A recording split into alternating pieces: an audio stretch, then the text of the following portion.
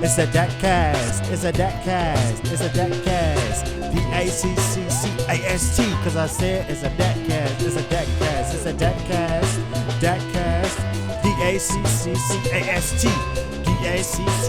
DACCCAST. You're listening to DACCCAST, produced by students of Danville Area Community College. And now your hosts, Kia and Keegan.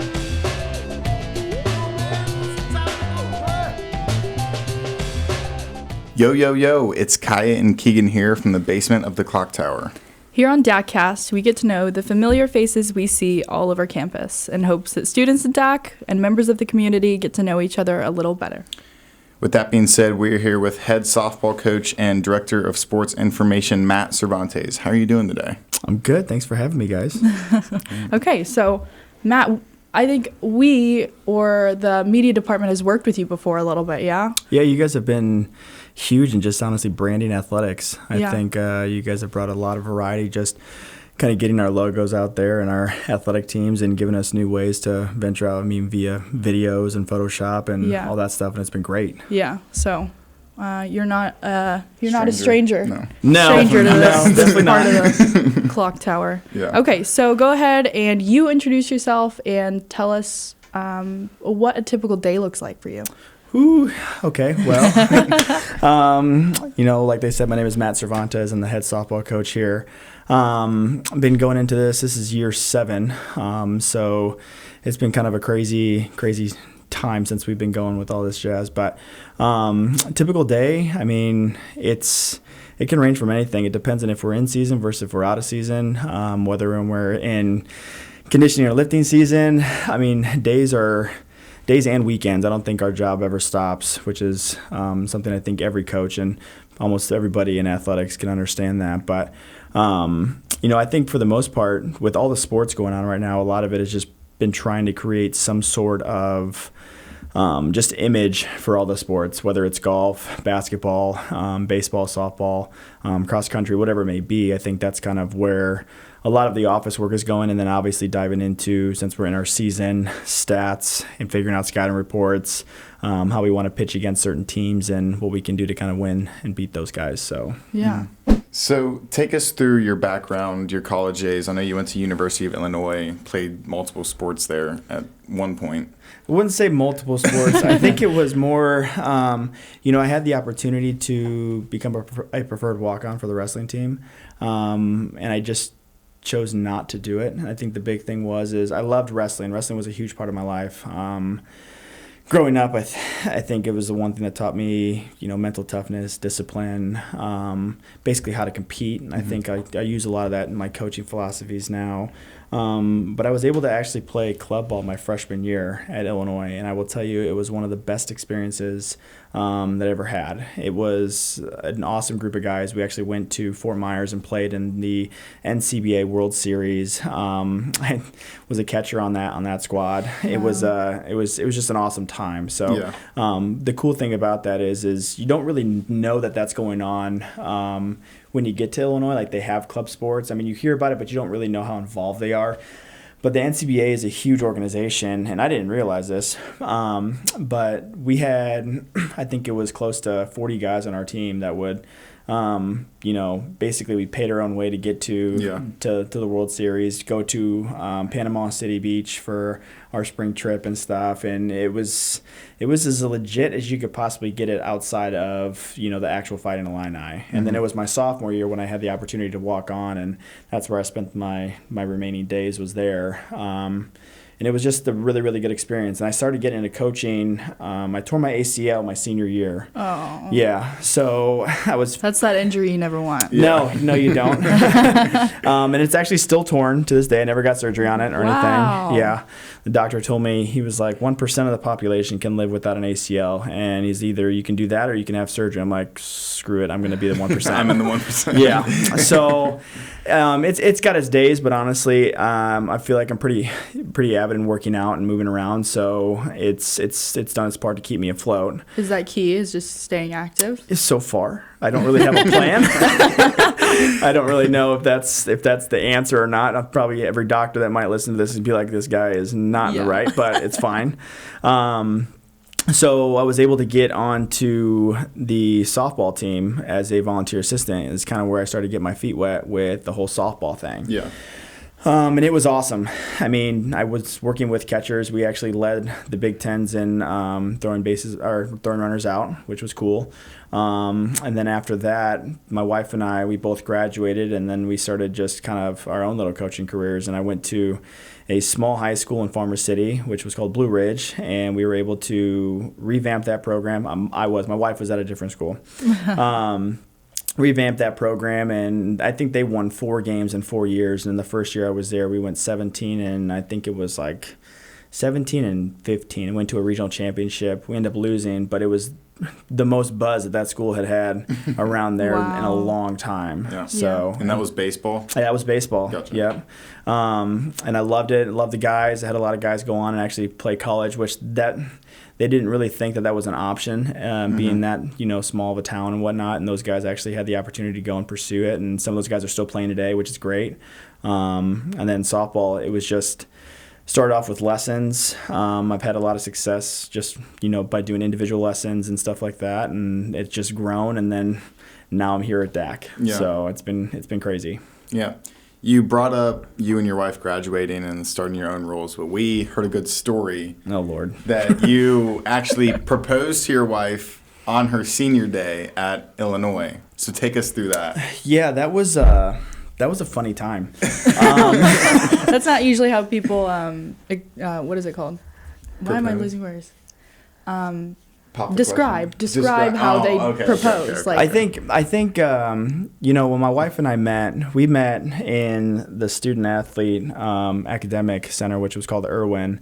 That was the first time we ever met. And actually, there was one spot, and I shouldn't be saying this, but there was one spot in that center where the monitor wasn't able to actually see you. So like you can kind of have your hood up there and like just kind of be to yourself. So I always try to find that spot.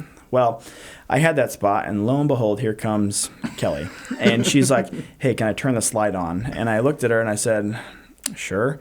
Next thing you know, flips the light on, and then that was our first actual contact together. So then through, I would say, 6 a.m. lifting, she had always come in after we were done, and we'd always pass through there. And then I eventually ended up adding her on Facebook, and she Facebook request. She actually wrote on my wall, and then we started talking after that. So through the years, we were dating, and it was a really, really just awesome experience with her. She's just a great person. She works her butt off.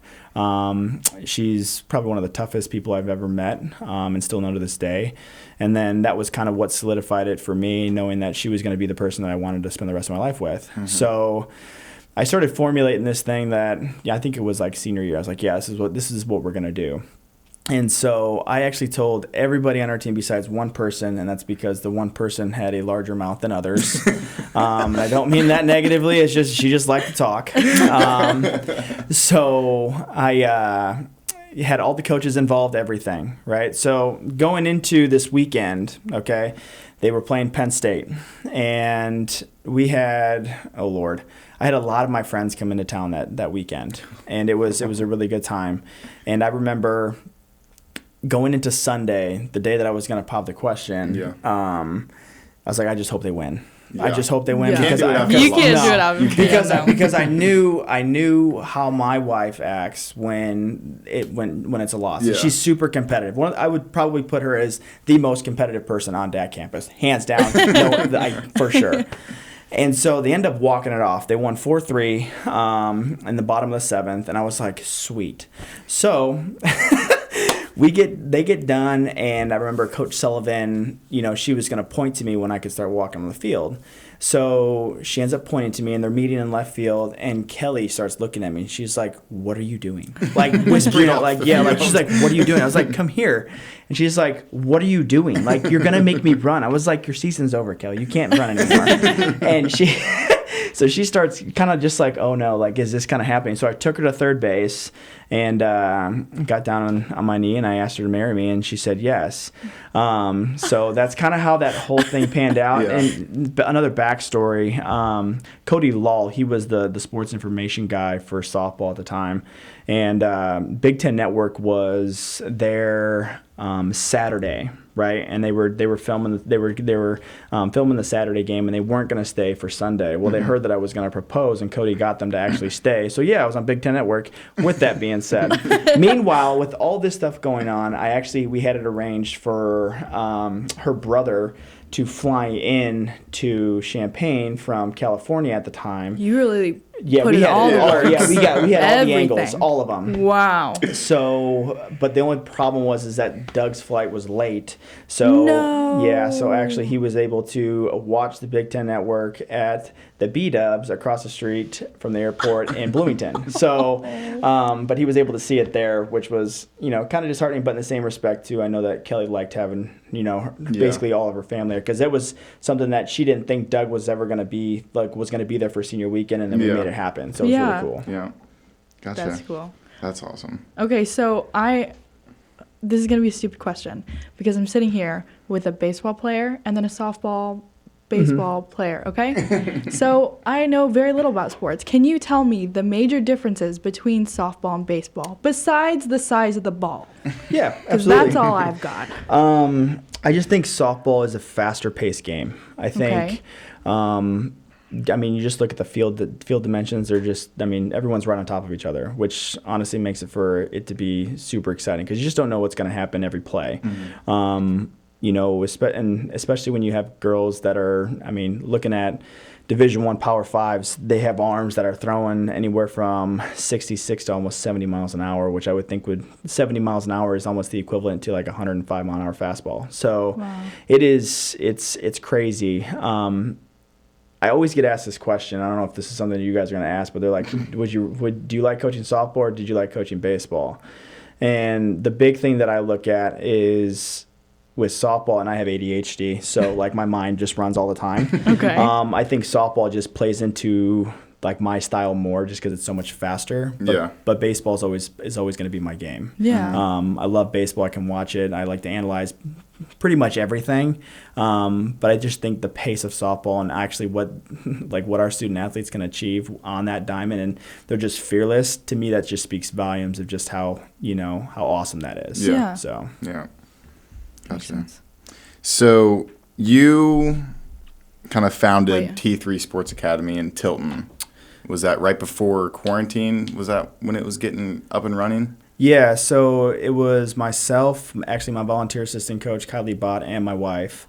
Kylie Bott is the head honcho, and he and I it was crazy. I actually was helping out with Oakwood Wrestling just in my spare time a little bit as a volunteer coach, and that's where I came up and met him. And we had just kind of put ideas back and forth together. It's like, oh man, this would be really cool. And then I was thinking like, what would be even better is that having a training / like hitting facility in Tilton, like right off the freeway, because he had already owned a building over there, and just making it a Vermilion County like powerhouse for baseball and softball.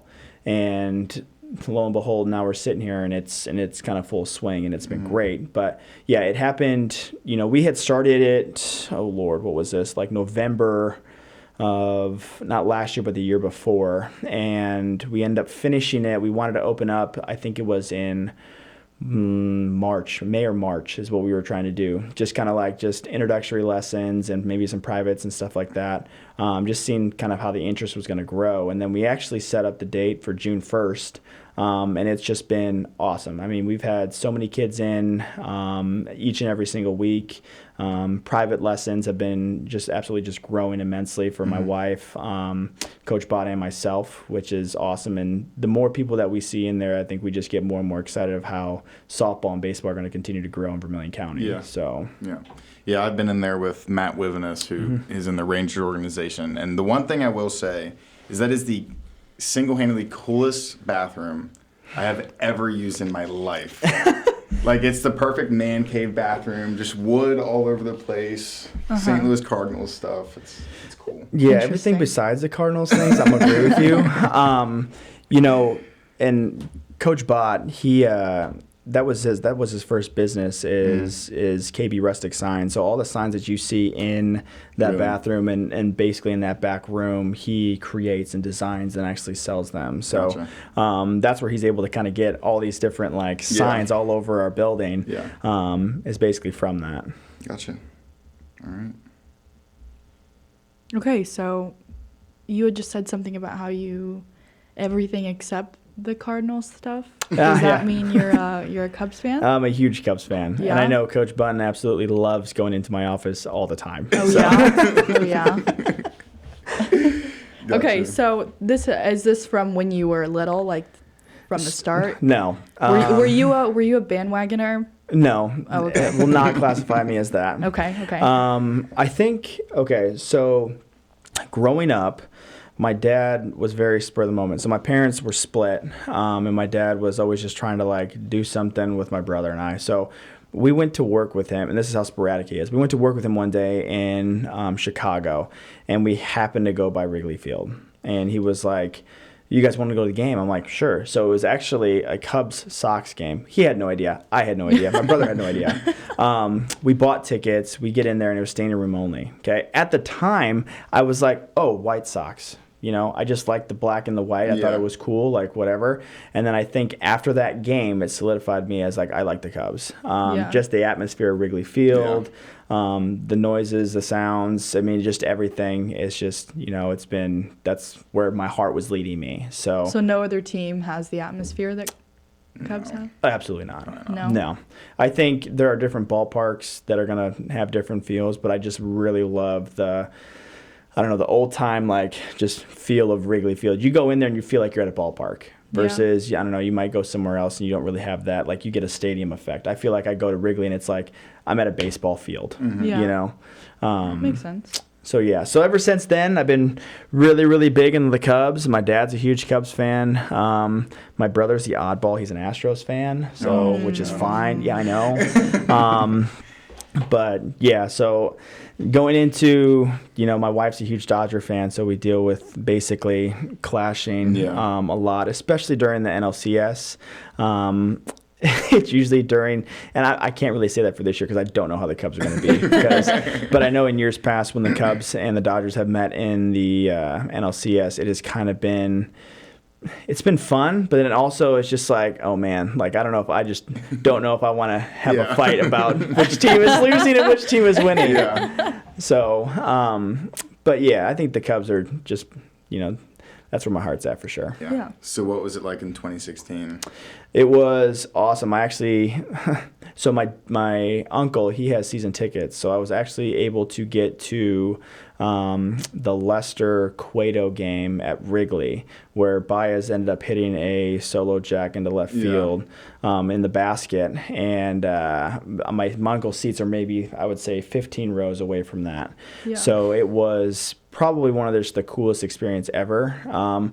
I did tear up a little bit. When they won the World Series? Yeah, absolutely. I think a lot of people did, though. Oh, yeah. I mean, it just, you go so long of just losing. Yeah. And then all of a sudden, they're just good. So you gotta take in the moment. Yeah. And my wife, she was supportive. She was happy. Just as much as I know because she will rag on my Cubs all the time. But when the Cubs are in the postseason, it does give her something to root for, and she definitely had my back during that time, so it was good. Yeah. So do you remember? And this is just me being a baseball fan asking this, but do you remember your exact reaction when Davis hit that home run off of Chapman to tie it? Oh man, yeah, man. I remember seeing it. Well, my first question was, I'm sitting here, I'm like, why are they bringing in Aroldis Chapman at this point in time in the game? Yeah, but that was neither here nor there because I'm like, you're looking for. I think at that point in time he was trying to get 6 outs is what it was, and he hadn't done that all year, and I know he was kind of wiped from the beginning of the postseason as well. So that was my first coaching reaction. But I think the other part of that is when Rajai Davis hit that home run, my head just dropped, and I was like, you got to be kidding me! Just sitting there looking at the TV, and Coach Kelly is sitting there just like, And I'm like, it's fine. We're good. Like, we just got to get it. Like, we're good. But I'm like, they didn't score again, so it's not like we're losing. Like, we're okay. Yeah. And then that whole, I think it was the rain delay and everything else like that. You wouldn't think something like that would play with momentum. I don't know. It was the greatest rain delay ever. But, I mean, it was... Yeah, I was really, really upset at that point in time. Gotcha. So, you talk about your wife a lot and how competitive she is. And she is one of the assistant coaches, right? Yes. Yeah, so how does that play into your guys' dynamic, being husband and wife versus coaching teams? So she's my voice of reason. My wife is super, super intelligent with the game. She has a mind, I would say, better, a lot better than I would put baseball, softball people. Like, she was coached by the best people in California. So just her level of expertise in like analyzing hitters, analyzing a defense, picking apart a defense, just all that stuff is greatly valued by me. I know that I wouldn't be able to do this without her. I would tell you that, just because she is so good at what she does.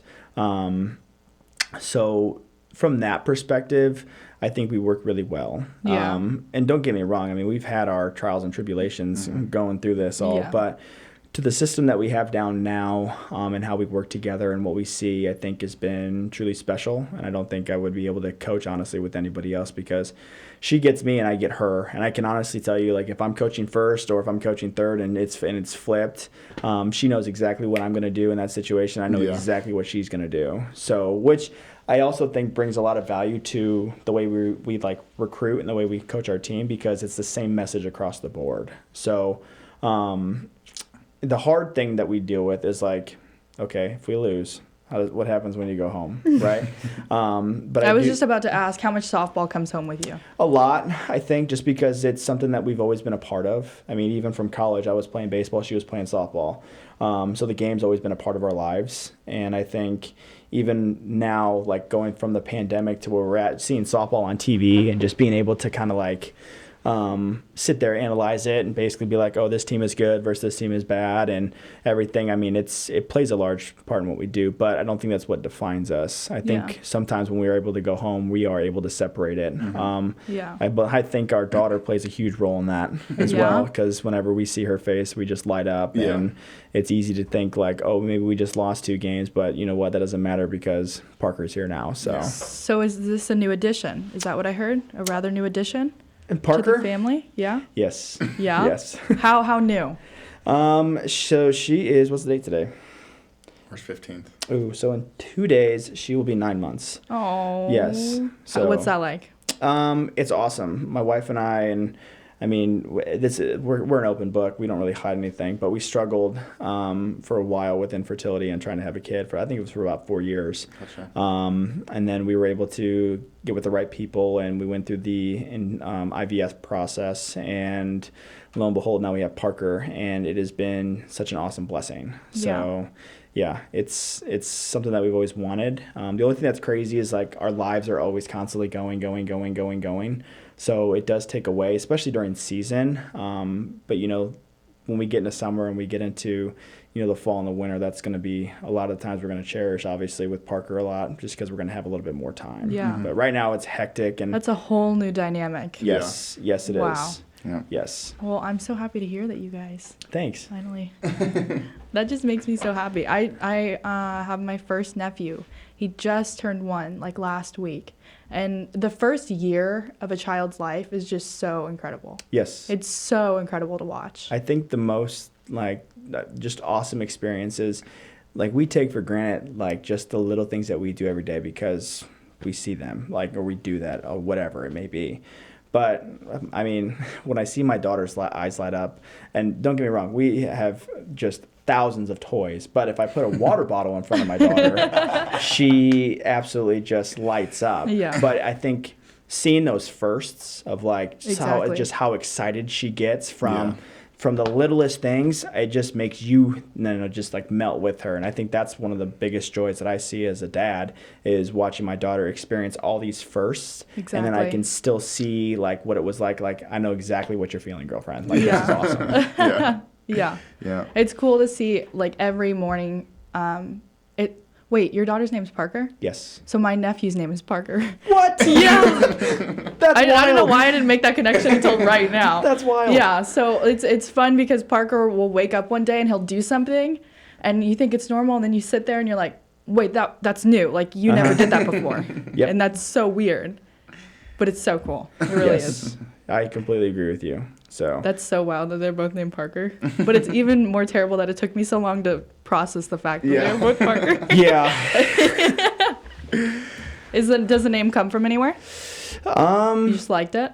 Yeah, I think, we had some picked out, and it was kind of like, I don't know, maybe like a 4-month process of just going back and forth. I mean, It's a big decision. It is. It's a huge decision. Well, you're thinking like, I don't know, do you want to give her a name that could possibly like get her made fun of in school? Exactly. Or do you want to have like, an what's awesome the name? What nickname could it come across as? Exactly. So you have all these factors playing in. Yeah. But no, I just really love the name Parker. Her middle name is Camellia. Oh. So I've talked to you guys about this before, but I'm Hispanic, so we wanted to have a Hispanic middle name to keep our heritage going on with that. So, but yeah, I think we just settled on Parker, and it was done deal after that. That's so cute. Gotcha. Oh. Okay, so I have a few little interesting facts about you. Okay. You played the saxophone in middle and high school? Yes. Yes, I did. Are you still good? Like, can you do any hot cross buns? Some Mary Had a Little Lamb? Oh yeah, Some I could jam with that stuff. Yeah. Yeah, that's fun. I would say I haven't touched a saxophone since high school. It was just one of those things. My mom was musically gifted. She can play the organ, the piano, and everything. And I kind of grew up before my parents had split, just listening to her play all the time. And so I think it was in 5th grade is when they brought all the instruments out, and you could like kind of pick and see. And I was like, a saxophone's really cool. So we ended up doing that, and I actually wanted to just give it up after year 1. I was like, I'm done. This is not me. Like, I'm over it, whatever, blah, blah, blah. And so my mom was like, no, just stick it out. So I did. And actually, it was a rewarding experience. Yeah. Right? So then going into high school, I'm like, I'm done. Not having it. Not doing it. And then my mom and my dad were like, we really enjoy, like, just watching you play. I'm like, okay. So I stuck with it. And then it was after freshman year, my dad was like, hey, if you want to stop. I was like, oh, no. I said, I'm in it for the long haul now. Exactly. You're in too deep now. Yeah. So, but it was something that just, I don't know, like as the years went on, we started playing more like just challenging pieces, and I think I just kind of fell in love with it. It wasn't, I will tell you this, I did not practice it as much as I should have, nor was I going to go and like put, playing the saxophone over playing baseball or wrestling. Yeah. But it was something that I did enjoy and had a lot of fun doing it. So that's pretty interesting. Yeah, I definitely hit, like, I picked up the flute in 5th grade, and I hit that 1 year where you were like, I don't want to do it anymore. Yep. And then that was it. No more flute for me. Yep. And then the other little fact is you're a huge fan of pickles. Yeah, love pickles. Yeah? Big fan of pickles. I can see your eyes light up. They're 0 calories. They're great for hydration. That's too. what I'm saying. Yeah, you're dehydrated, you got a headache, you eat a pickle, and it's like, oh man, I feel a lot better. Your headaches go away with pickles? Yeah, generally sometimes. I mean, for me, they do. It helps out. Are you like addicted to them, and it's like okay, I wouldn't say addicted, but I do eat my fair share of pickles when I can. Yeah. So we do have a big jar in our fridge. Do you do like the big Yeah. You know what I'm talking about? Like you get a sporting event. Spears, just. Oh no, they're spears. They're cut up. Okay. But they're easier in the to big, eat. Yeah, they're in the big jar for sure. Yeah. Yeah. That's awesome. That you see at like concession stands. Yeah. Yeah. Like that. Yeah. You're exactly right. You're early in season so far, and you guys have had some success. Mm-hmm. Take us through what your team's looking like and your outlook for the rest of the 2021 season. I really, really love this group. We've got 21 kids, and they bust their butt day in and day out. They literally don't question anything that we're saying. They buy in. If I think I told them to run through a brick wall, they would. We're not going to do that, so please don't say that. But they're just an awesome group. Yeah. So, we missed out on our Myrtle Beach season. Obviously, that, Keegan. And that usually plays a huge role in kind of how we want to figure out our lineups, play with different things, see who's going to be your starters, who's going to be your closers, who's going to be better in certain situations in the lineup, your pinch hitters, all that stuff kind of plays a huge factor when you go to Myrtle Beach. We didn't have that. So instead, we opened up with Kish, and we were able to put up 50 runs in 2 games. I was very happy with our offensive performance during that. It's basically a football score. Yeah. The girls played really well that day, and they had a great approach going into their at-bats. But now, since Kish, we hosted number 8 Kirkwood, which was 2 really, really good games. We actually had them beat in both games, but we just kind of faltered late. And I think that situation is why Myrtle Beach is so key, is being able to understand exactly how that's going to pan out. I think Kirkwood has the best offense in the nation, and we struck them out 21 times. The only thing that they did better than us was hitting with runners in scoring position. They had better quality pitches and better defensive performances when we had runners on, and I think that was the deciding factor. I think our pitchers know where we need to get better at. They didn't have the best outing against Kirkwood, but I do think that they're growing. That's what we've been focusing on leading up to Kaskaskia, who we play tomorrow. But I do think that this team is special. I think they love each other. I think they like being around each other. They're always laughing, having fun. You don't really see a whole lot of girls like standing off by themselves. I think that speaks volumes of the characters that we have with our team, and I'm excited to kind of see what run they make. So, but with the 2, we lost 2 to Kirkwood, but with those 2 losses, that basically showed that we're right there. They're a top 10 team in the nation, and we had them beat twice. So I don't think we're too far off with what our expectations are moving, forward and through the season. Gotcha. Yeah. So, out of all your roles here, what would you say is the hardest part about your job, whether it's softball coach or with sports information? Honestly, being a head coach, you have, especially because we don't have a field on campus, and we don't have the personnel to basically operate the field at Winter Park. I have to wear almost every hat. Mm-hmm. So I have to line the field. I have to drag the field. I have to make sure the grass is cut of the field. I have to. Oh, really? Oh, yeah. And basically, if we want to hit, we have to make sure that our cages are up. A lot of things kind of go into the head coaching role that I don't think a lot of people may see, and I think so that plays a big factor in. I would say that's going to be probably one of the harder parts of my job. Not only on top of that, you're recruiting to DAC, which has been in the beginning it was kind of a struggle, but since then, and our team has been obviously contending. Every single year it's gotten a lot easier, which is great.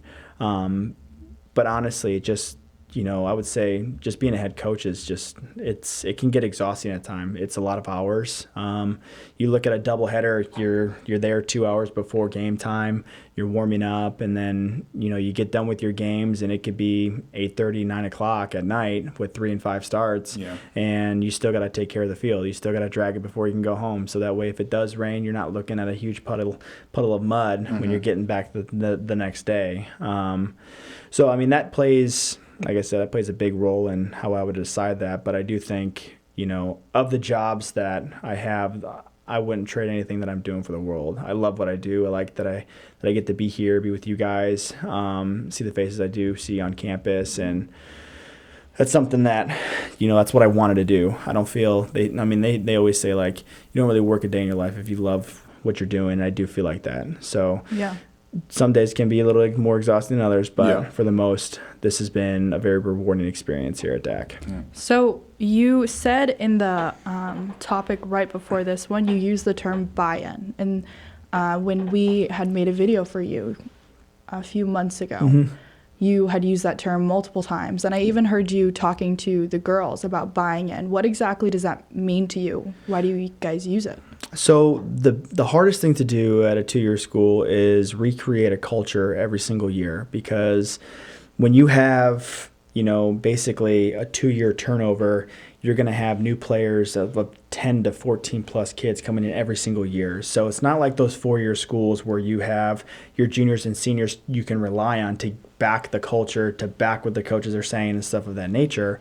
You kind of have to recreate that every single year, and it's literally from ground zero. So every single year when you look at how our girls are playing, it's because of the culture that my wife and I have built, or that we've been saying buy in from day one. And what that essentially means is just doing the little things right, having a standard for yourself, wanting more from yourself, and not just settling for being a student athlete, wanting to be top tier, and when you get into your academic studies and to what you're shooting for when you're here at DAC, and not just saying like, oh, it's just a 2-year school. Well, that's not how we view this. We view this as, a huge stepping stone, but also a great opportunity for, our kids to try and put their name out there and move on, whether it be solely academic or if they're going on to play at, a Power 5 school or whatever it may be. So the buy-in process starts obviously from day one, and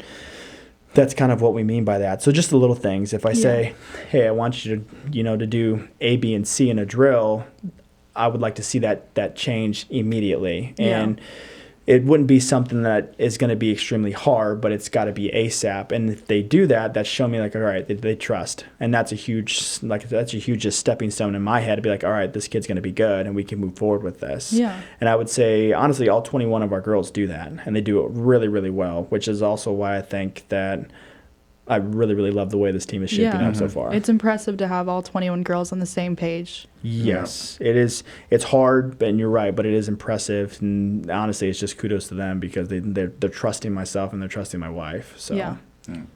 You really seem like you like your position here at DAC and what you're doing. Do you see yourself being here for a while? I don't know. I mean, I look at it and I have a great support system. To tell you the truth, I love working for Coach Bunton. He is a big reason on why I like my position. I like what I'm doing. He's been super supportive with the softball program and kind of what we're doing. And if an opportunity comes, then an opportunity comes. But I have a lot of other factors that are going to weigh on that, because obviously I have a huge support system with Kelly's parents who live 20 minutes away from us. And now that we have Parker, it's, obviously a huge help having them close by. So I don't know. I don't really know what the plan may be, but I like where I'm at. I'm happy. I think there's some things that I would like to obviously see our program get and do in the near future. But, I don't know. I think everything that we've accomplished here in the 7 years, I think my wife and I have said that we wanted to leave a legacy. And what I mean by that is not selfishly. I think it's more for the program, because when we first took this program over, it was in shambles. Nobody cared about it. Nobody wanted to be a part of it. I had so many Vermilion County kids that we reached out to, and they're like, now we're going to Kankakee, or now we're going to go to Parkland. And the reason for it was because basically the softball program had just been kind of just neglected. So my wife and I kind of took that personal, and we're like, we're going to make this a powerhouse, and we're going to make it a national contender. And since then, I think my whole goal is basically leaving this place better than I found it. So if that time does come and something else happens, I think the big thing that I want to have happen is whoever comes in after us is set. I want them to be able to have the things that we've built here, and it just be an easy transition, watching them grow, and just to keep this program on top of the MWAC, which is exactly how we wanted it. So And you have a former player as one of your assistants, correct? Yes. So what's it been like to see her grow into the coaching role? Man, it's been awesome. She is probably one of the most just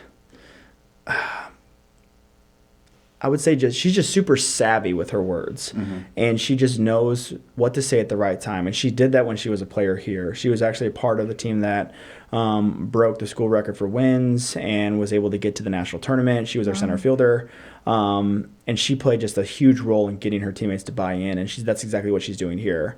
So it's really awesome to see her grow, because I think every single day she's able to bring something different. On how she talks to our girls, how she gets in their heads just to get them to perform. But yeah, she's been awesome. And what's her name? Her name is Shaylin Johnson. Okay, gotcha. Yeah. Yes. So I think you got a pretty solid coaching staff. Yeah. yeah, we've got some numbers Yeah. for sure. Yeah. And everyone kind of plays their own role, which is good. I mean, obviously I have to oversee everything. And my wife is, she's my right-hand woman for sure.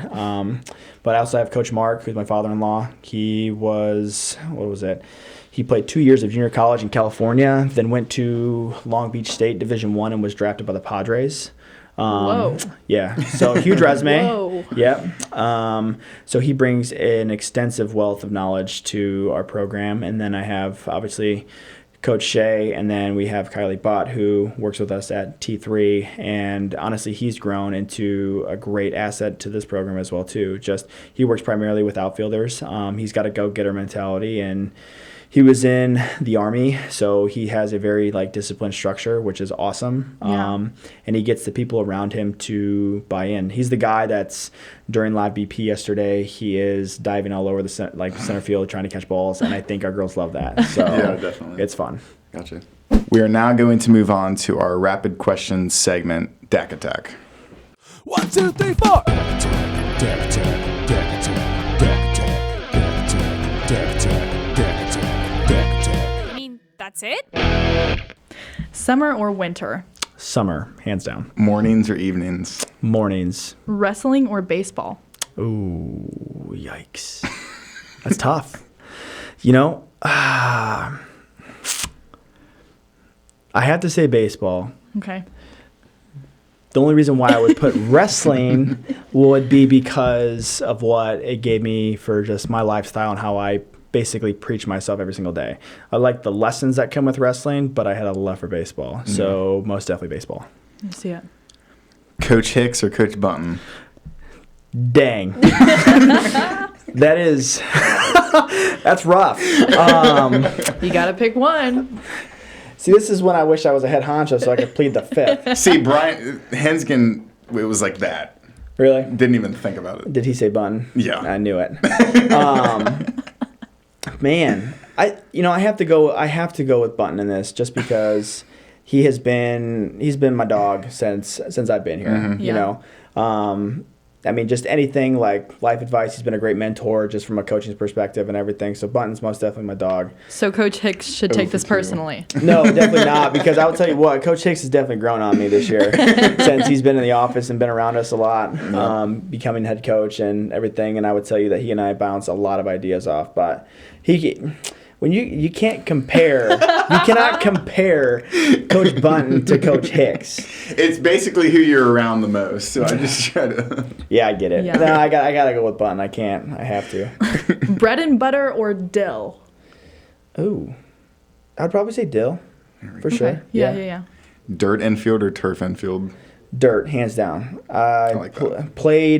When I played at Illinois, obviously we had the turf field, and it was like just the greatest thing when it first came out. And I was like, oh, yeah, this is awesome. But I will tell you, when it's 117 degrees and you're running sprints and you're getting ready for a game on that, it's not fun. And, yeah, so it could be exhausting. Okay, so cotton candy or peach mango? Do you know what I'm referring to? Yeah, you're talking to Bang flavors. Yeah, I am. Yeah. We had coffee and tea down, but I feel like you don't drink coffee or tea. Well, see, I do drink coffee, but tea not so much. But if I had to go between cotton candy and peach mango... depends on what the gas station has, honestly. Because sometimes sometimes it's just cotton candy, and then sometimes it's just peach mango. I would say probably peach mango between the two of them for sure. Eat in or dine out? Ooh. I like them both, but I can't pick both. Yep, can't pick I would say dine out, and the only reason why is because we're always on the run all the time. my wife and I were actually able just to sit down at the Nugget yesterday and have a meal together after practice. We had not had one of those in I cannot tell you how long, and it was nice for sure. But like I do like to cook. I'm a very big cook, so like I love grilling. I love doing all that stuff. So I do play that role a lot at home, but I would say eat out for sure. Gotcha. Beach or mountains? Mountains, hands down.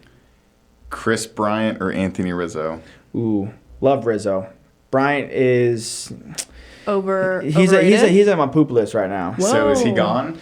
Are you okay with him being gone? I am, honestly. I think he needs a change of scenery, to tell you the truth. I think Rizzo's just the guy. He's the dude. Yeah. You look at the Cubs, you think of Anthony Rizzo. They kind of built around him. Absolutely. Yeah. And I read this book. It was called The Cubs Way.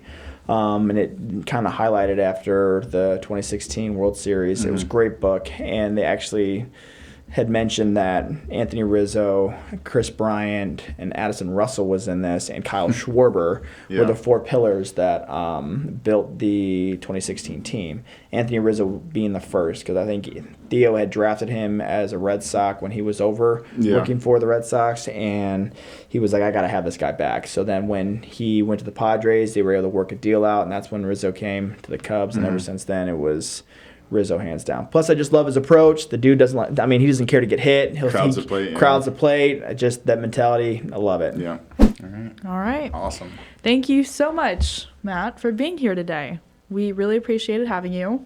It's always nice to come and hang out with you. Yeah. Yeah, no, I'm glad you guys had me down here. This has been fun. Yeah. All right. Thanks for listening, guys. This has been the DACCAST with Kia and Keegan. Stay classy, Jaguars.